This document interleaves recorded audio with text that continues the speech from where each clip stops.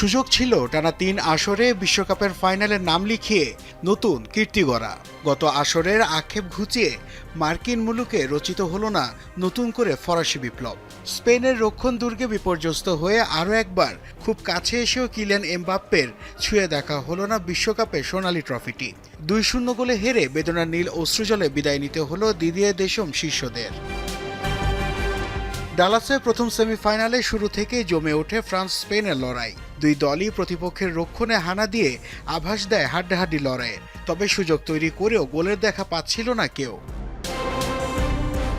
খেলার ২২ মিনিটে ডেডলক ভাঙে স্পেন। বল ক্লিয়ার করতে গিয়ে বক্সের ভেতর ইয়ামালের পায়ে আঘাত করে বসেন লুকাস দিনিয়ে।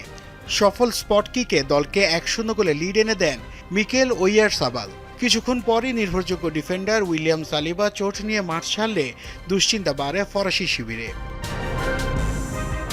ঘুরে দাঁড়ানোর প্রত্যয়ে দ্বিতীয়ার্ধে নেমে আরও একবার গোল হজম করে বসে ফ্রান্স।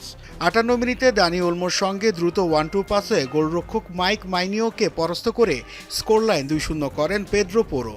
৬ মিনিট পর অফসাইডের কারণে বাতিল হয় লামিন ইয়ামালের গোল।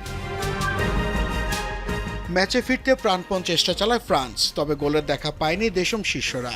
রেফারির খেলা শেষে লম্বা বাঁশি বাজতেই ২-০ গোলের হার সঙ্গী হয় ফরাসিদের। অন্যদিকে দীর্ঘ ১৬ বছর পর ফাইনাল নিশ্চিতের আনন্দে মাতে স্পেন। নাসিফ শুভ, যমুনা স্পোর্টস।